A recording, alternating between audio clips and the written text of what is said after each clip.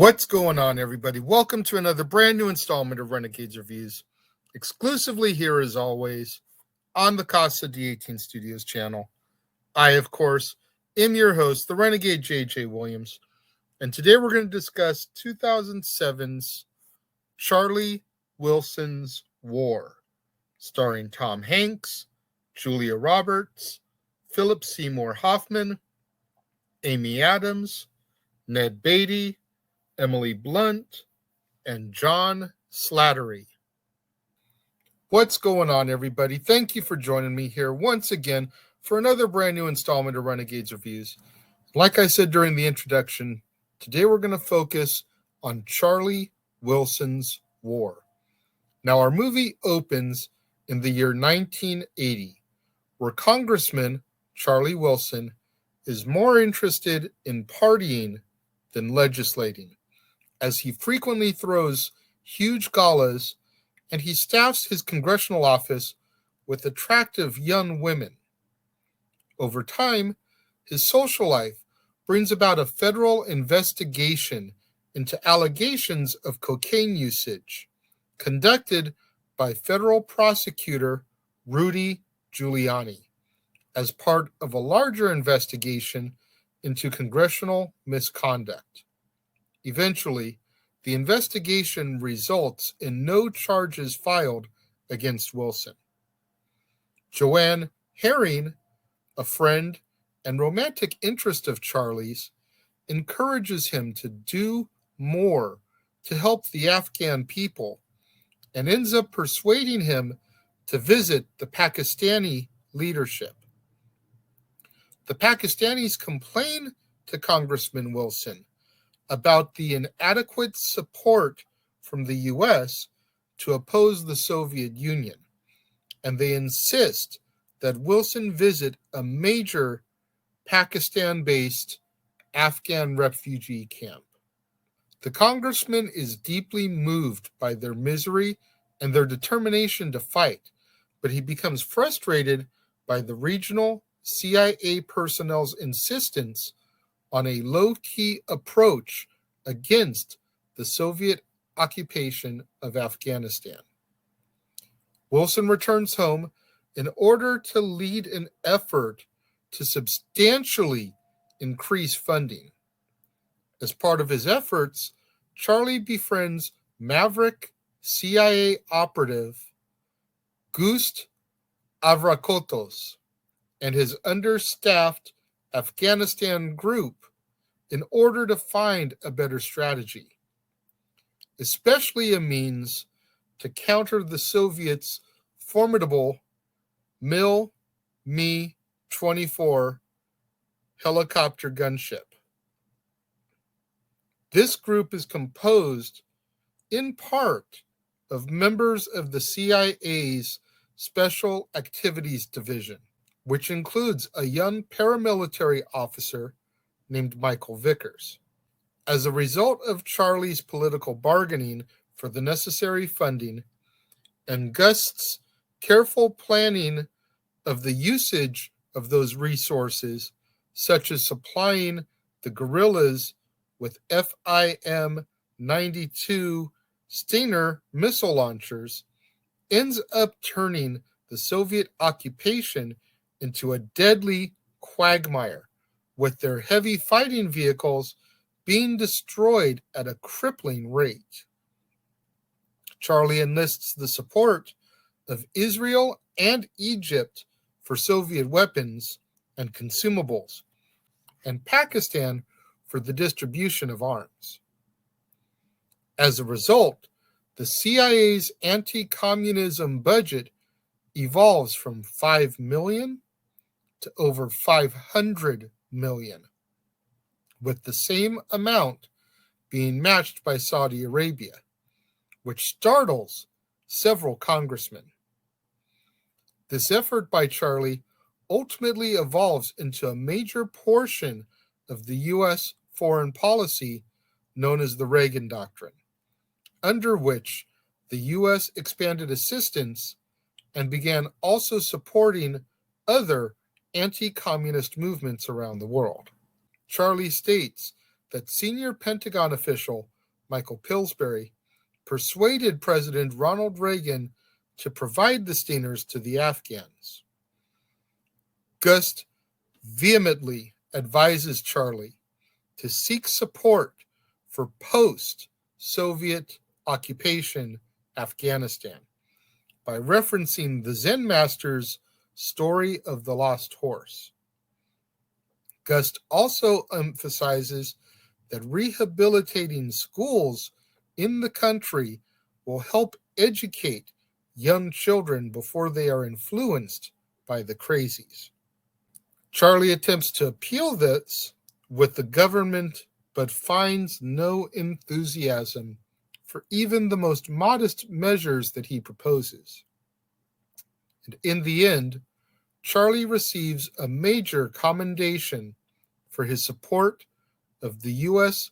clandestine services, but his pride is tempered by his fears of the blowback that his secret efforts could yield in the future and the implications of U.S. disengagement from Afghanistan. This is another one that I had no real idea what I was getting into. You see the title, Charlie Wilson's War, and you wonder, is this going to be an internal war within Charlie Wilson? Is this going to be a war in a true sense where there's people or countries going at each other? You don't really know, and especially the way the graphic is made up, which is the cover of the DVD Blu-ray. Are these two men going to war over Julia Roberts?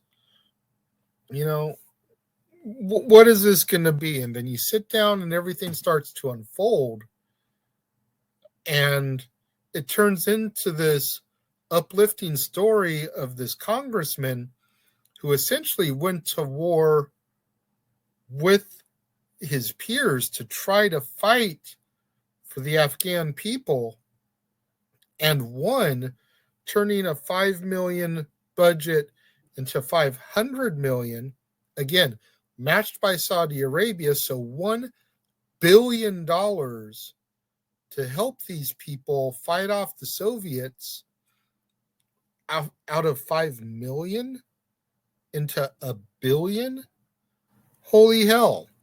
And I mean, you can kind of understand why Congress didn't want to give any more money to kind of revitalize and restore afterwards. It's like, we just gave $1 billion to this country.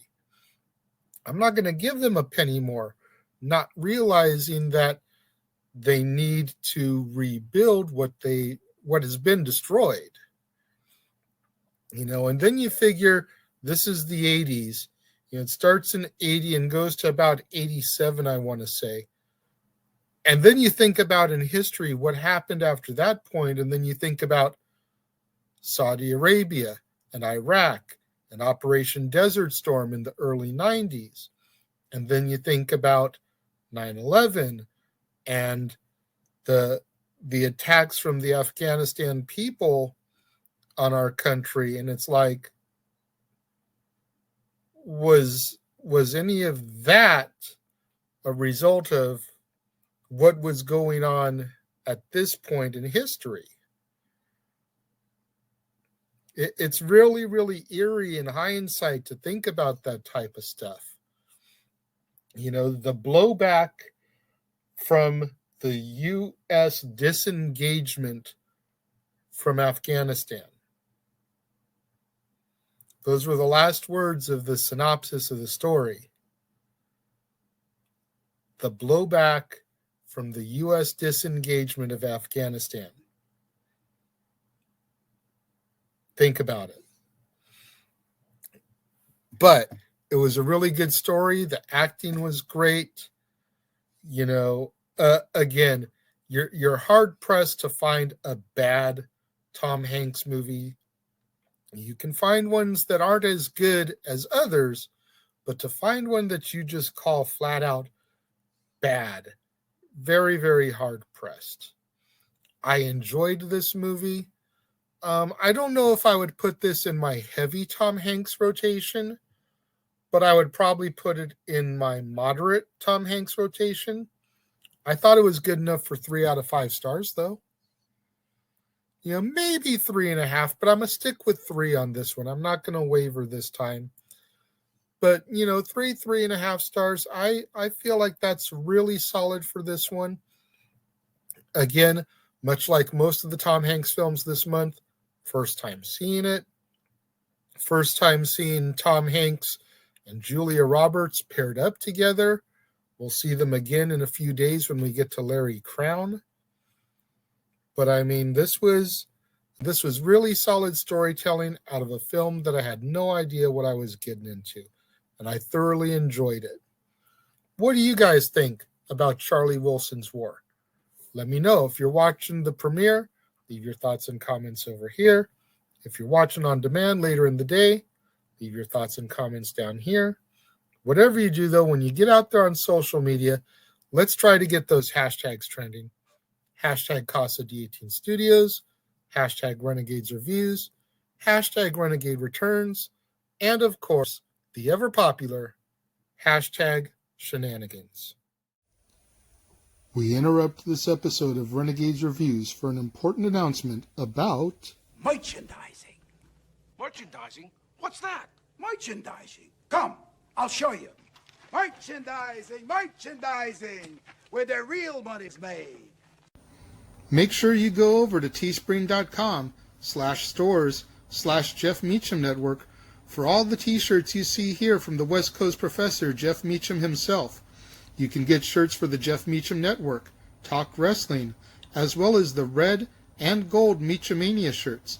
And while you're there, don't forget to get your shirts of the Casa D18 Studios Brotherhood, the Dads on Wrestling shirt, the Renegade JJ Williams, Statboy Sports Bar, and the hashtag Statboy Approved shirt. Make sure you go over to teespring.com/stores/Jeff Meacham Network and score your shirts today.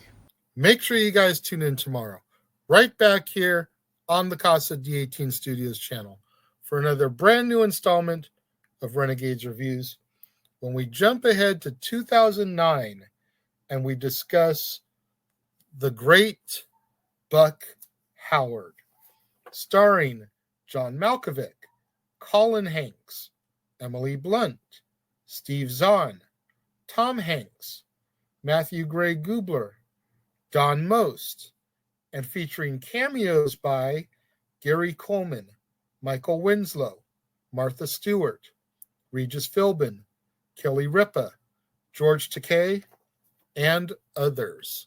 You're not going to want to miss out tomorrow, right back here on the Casa D18 Studios channel, right back here on an all-new Renegades Reviews, when I discuss The Great Buck Howard. To all my loyal fans and viewers out there who tuned in for the premiere, leaving your thoughts and comments over here, thank you very much. I greatly appreciate each and every one of you. Likewise, all my loyal fans and viewers out there tuning in a little bit later in the day, watching on demand, leaving your thoughts and comments down here. Thank you very much. I greatly appreciate each and every one of you. I appreciate all my loyal fans and viewers out there who tune in on a regular basis, showing me that love, showing me that support, going into the archives, digging up those old episodes, rewatching them, reliving them in an effort to help boost up my viewership hours so that I can eventually get monetized, make some more money out the deal. Thank you to all those who tuned in and joined me here today, and I will see you guys next time.